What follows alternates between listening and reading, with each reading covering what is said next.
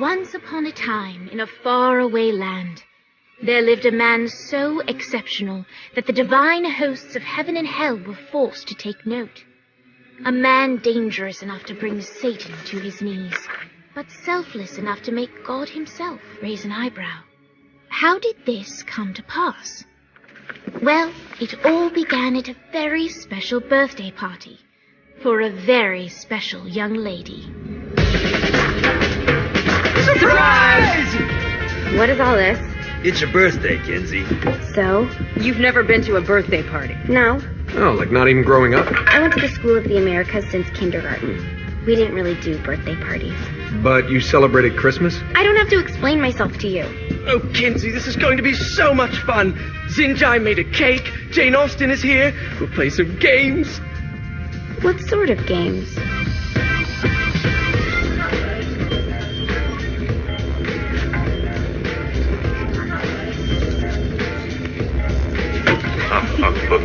So you celebrate birthdays by trafficking with spirits? It's spooky and fun. It's a bunch of letters. It's tradition. Every slumber party has to involve a spirit board. Slumber party? How's it work? We ask it a question, and the spirit of the board will reveal the answer. How? Yeah, someone pushes the pointy thing to wherever they want. Wait. Can we go back to you and your slumber parties? No time. All right. Everyone put their hands on the cursor. Cursor. I feel the magic already. All right. Will the President/God Emperor for life ever choose a partner to reign alongside them? No. Ooh, someone's getting married. Shut up, Matt. Who will tame the president's wild heart? What are you guys trying to spell? I'm not moving it. That's the spirit, Kinsey. I'm serious. I'm not moving it either. Neither am I.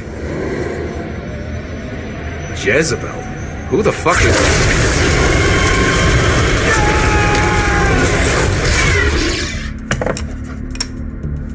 Is that not normal? Where'd you get the board? I was going through Signac's artifact collection and found it there. Who did it belong to? Alistair Crowley? Christ. Guys, I think it's laughing at us. Fuck this. I think you're a smart enough piece of wood to see where this is going. Now, you ready to cooperate? That's more like it. You think we can trust it? It's not like we got a lot of options. So what's the plan? We mount up and go in after the boss? No, I do. No sense in what's left of humanity walking right into a death trap. Someone's got to live to tell the story. That's a stupid plan, Johnny. I'm leaving you in charge. Hell of a plan, Johnny. Are you serious? I'm coming too. Are you kidding me? How do you plan to come back? I try not to sweat the details. You need someone with you that does. No. It's my birthday. Fine. All right, then. You know where my friend is?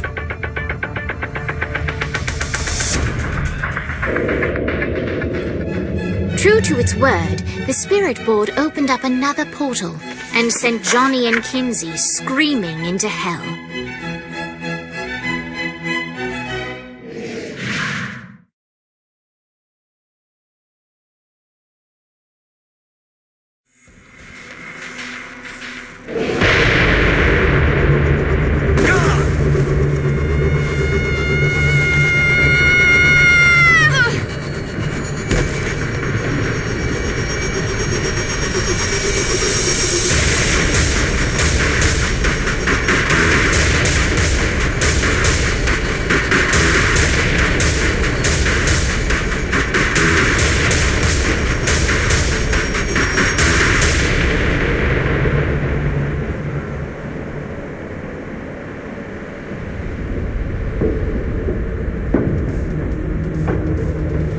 Dane Vogel.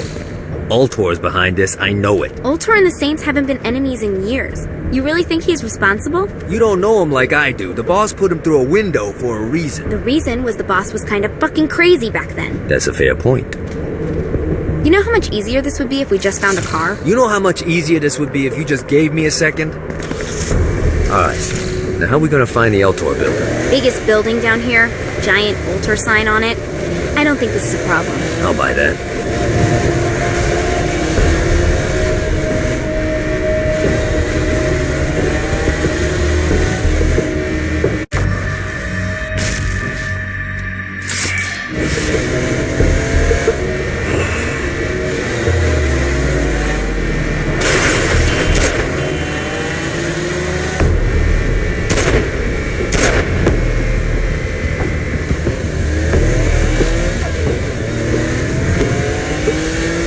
at us.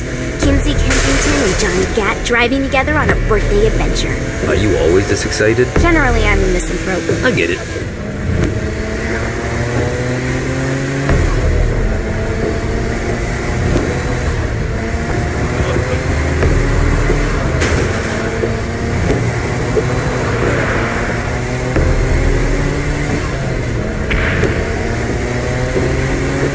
This is good for the soul.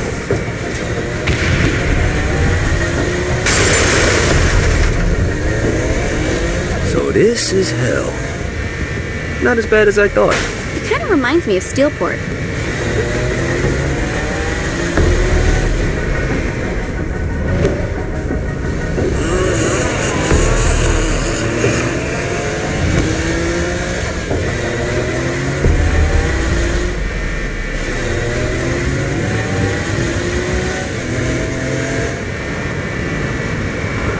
So, what's the plan? Oh yeah. I'm gonna shoot him in the face unless he gives us the boss back. What if Dane doesn't have the boss? I'll probably still shoot him in the face.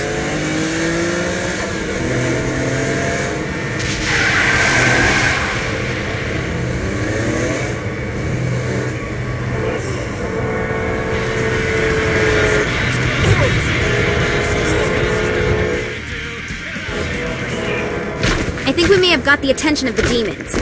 How do we want to handle this? We handle it by killing demons.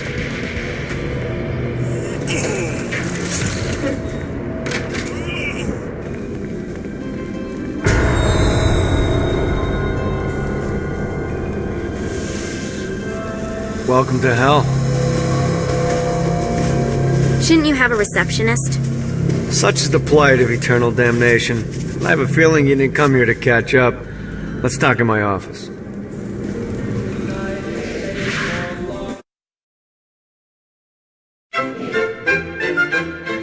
Not even death could stop the enterprising Vogel, who wasted no time in setting up an Ultor branch in the bowels of hell. Dane was eager to fill Johnny in on the ever-shifting politics of land rights in the underworld. But real estate mattered little to Johnny, who only cared where his friend was. Where'd you put the president? I've been trying to explain that. I didn't take them. Bullshit. You expect me to believe you just happen to be the first thing we see in hell? Maybe it's just me, but your thank you sounds more like an accusation. That's probably because he plans to kill you. Okay. I get the trust issues. Can I show you something?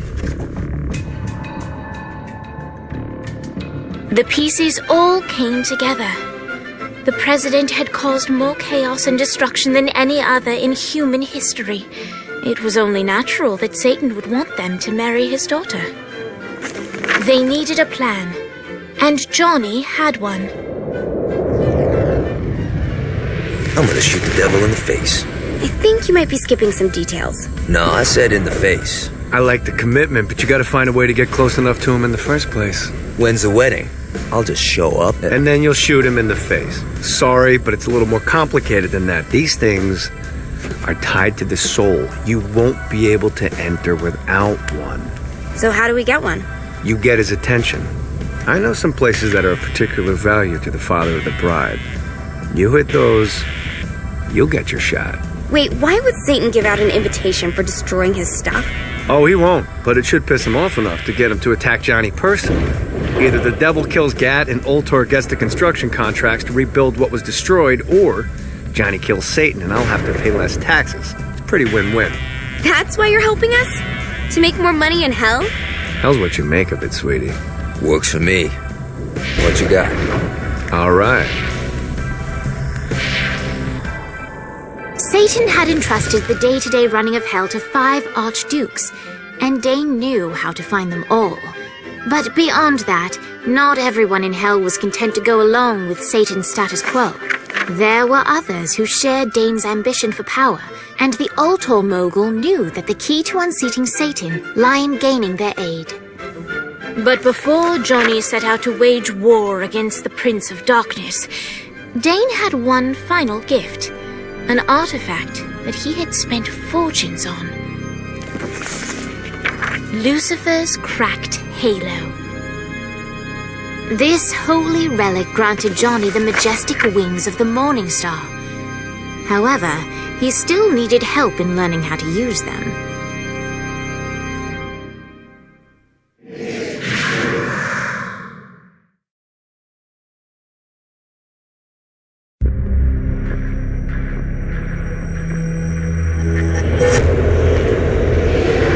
Alright, you got me out in the sticks, now what? Would it kill you to show a little excitement? You're about to experience angelic flight, for Christ's sake. Dane. Someone needs a nap. Just collect some soul clusters and power up the halo. You'll be flying around in no time. Great. Now you should have just enough clusters to power up your halo.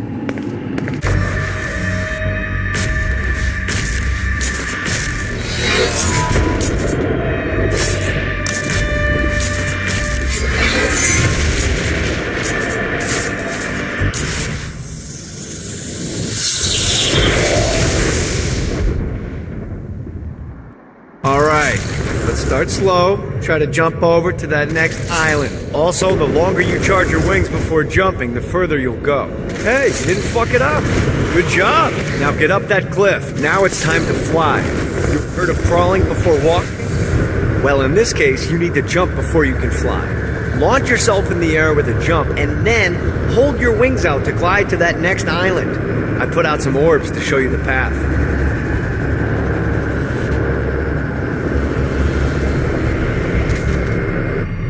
You'll have to dive to reach the next island. Do that by pointing your head down. Don't worry, the rest of your body will follow.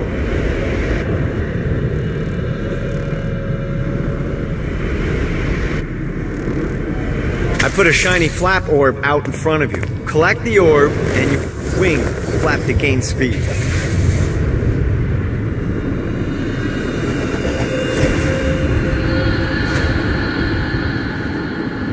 Alright, now try flapping those wings on your own. Do a flap on your way to the next island.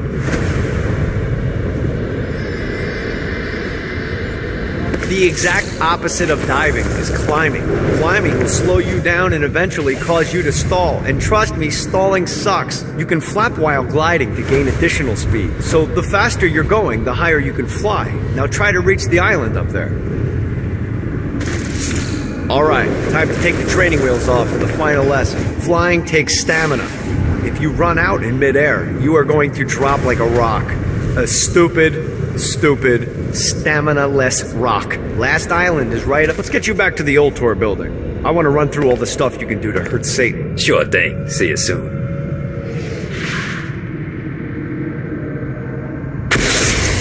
Here's the deal. If you want some FaceTime with Satan, you need to get his attention. Now, Satan hates being challenged, so anything you do to undermine his control is good. Fraud, mayhem, shooting demons in the face, anything. You can keep track of Satan's wrath with this handy meter. Get it high enough and you'll be having drinks with Big Red in no time. I've compiled a list of shit to do, so take a look and do whatever sounds fun. Oh, one more thing. We have some potential allies down here. Trust me, you want to impress them.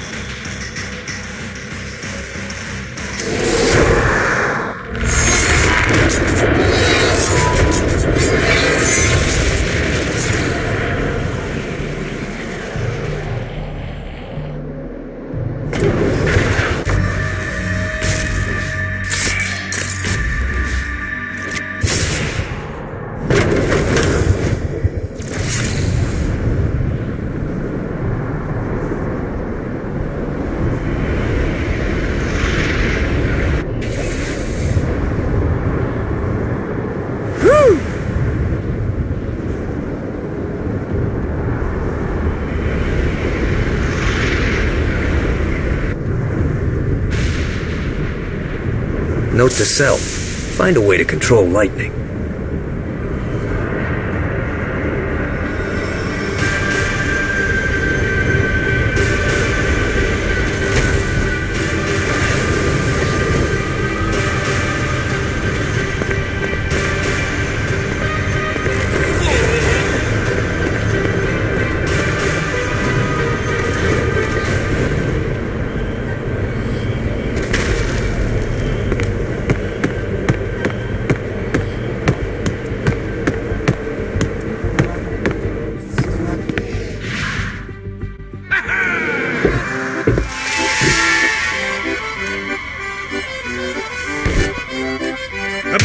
ship!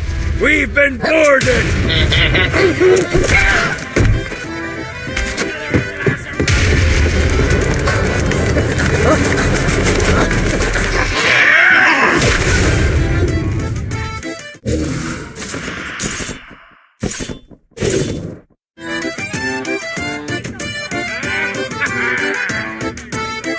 Get these damn things off my ship!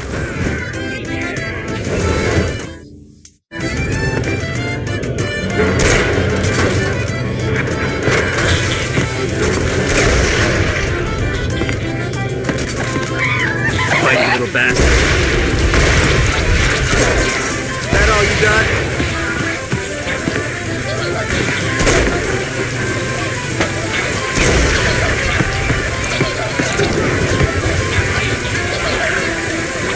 Fuck off.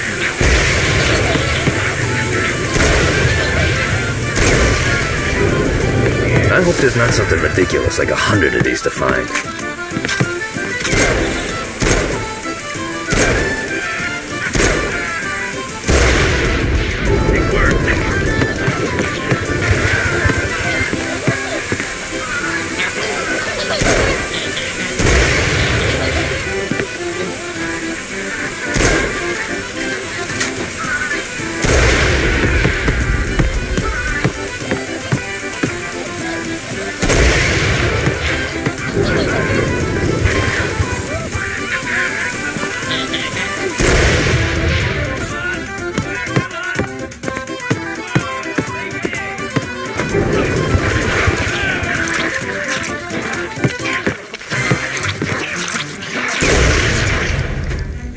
I got a bit of treasure in that chest over there.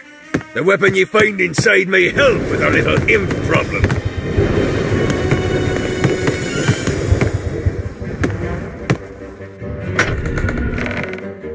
Ooh.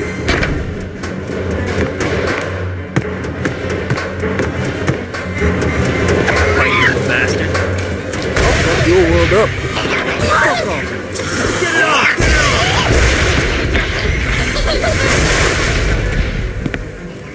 Mighty little bastard.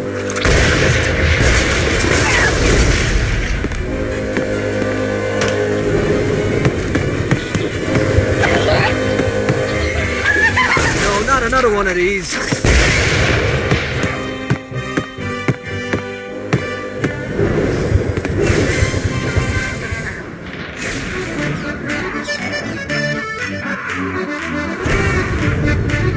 Damn it.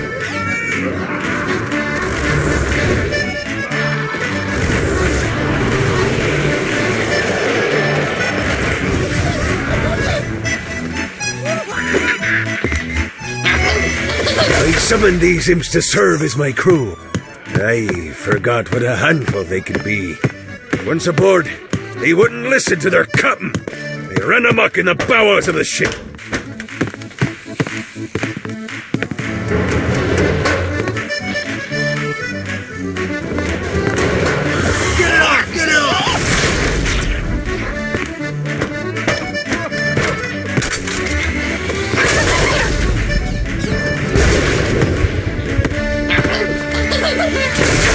God, they're swarming me! Never should have fucked with me. Fighty little bastard.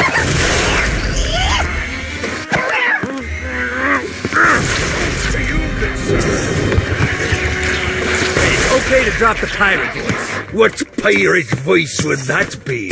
Wow.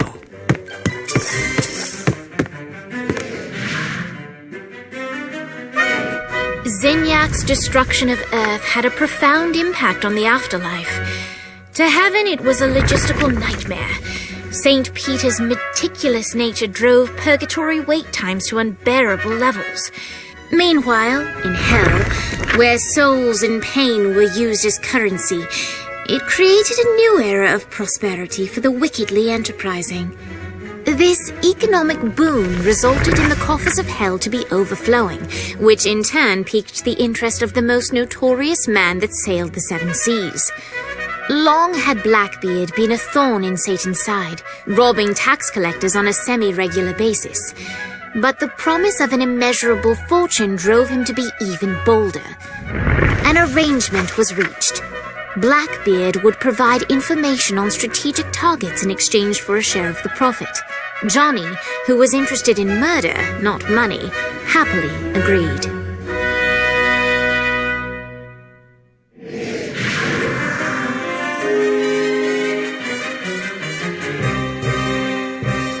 I grant ye the ability to summon my crew whenever they're needed.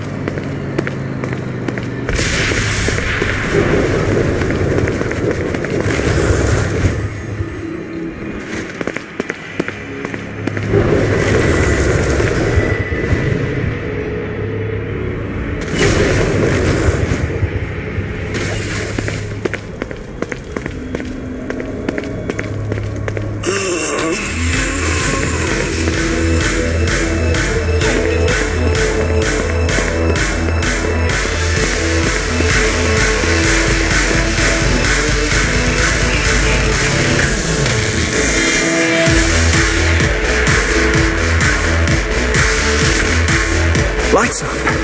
William Shakespeare, humanity's greatest playwright, and hell's most diabolical purveyor of entertainment, looks on as a brave mortal on an Orphean quest enters. The bard's interest is piqued, and he looks to test his visitor's mettle.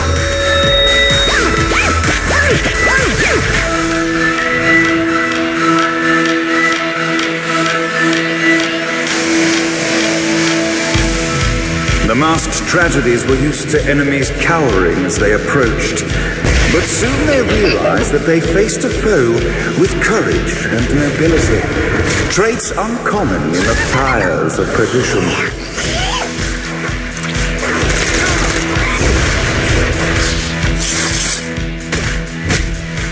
Really didn't have a chance.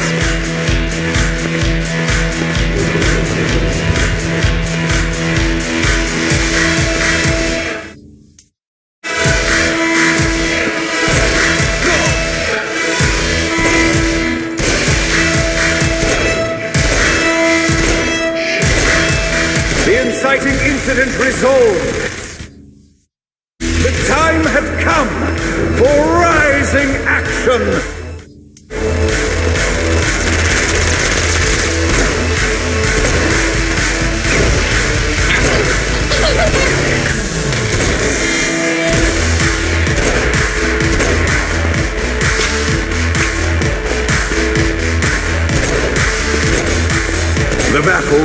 on below, and as bullets and blood flew, the bard arched a curious eyebrow. Could this mortal be the exact thing that Shakespeare needed?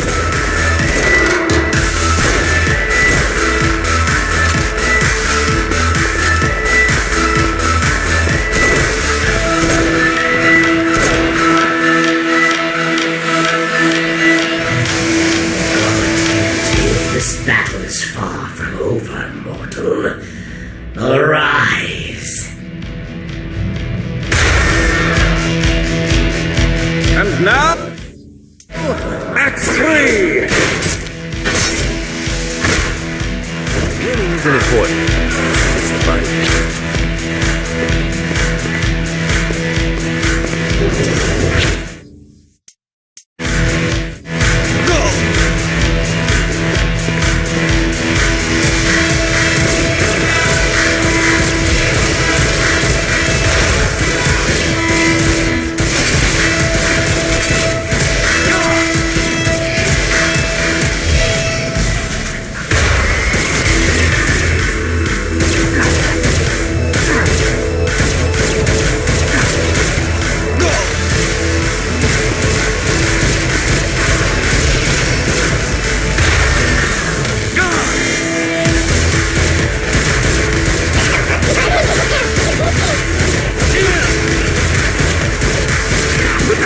Resolved, Shakespeare eagerly awaited meeting the champion that dispatched so many of his men.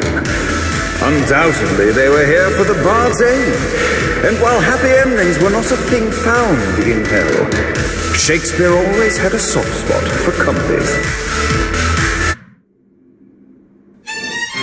In the land of the living, William Shakespeare is regarded as one of the most prolific playwrights of all time. However, to the denizens of hell, the bard is seen in a far different light. After selling his soul for fame and adoration, Shakespeare served in hell as Satan's spy master general. In doing his duty, Shakespeare would punish the souls he was investigating by forcing them to perform in grotesque passion plays for Satan's amusement. But in a Twelfth Night-esque twist, Shakespeare found himself living a double life. While he projected an image of cruelty, his heart was as soft as Jezebel's. In secret, he would tutor her on the classics and act out the works of his mortal days. When Satan found out, he cast Shakespeare out of the palace, believing that the poet would be tormented by the populace of hell, far out of Jezebel's sight. But Satan had not counted on the bard's cunning. Embracing his persona of master torturer, Shakespeare and his followers, the tragedies, took root in the entertainment district, biding their time for revenge.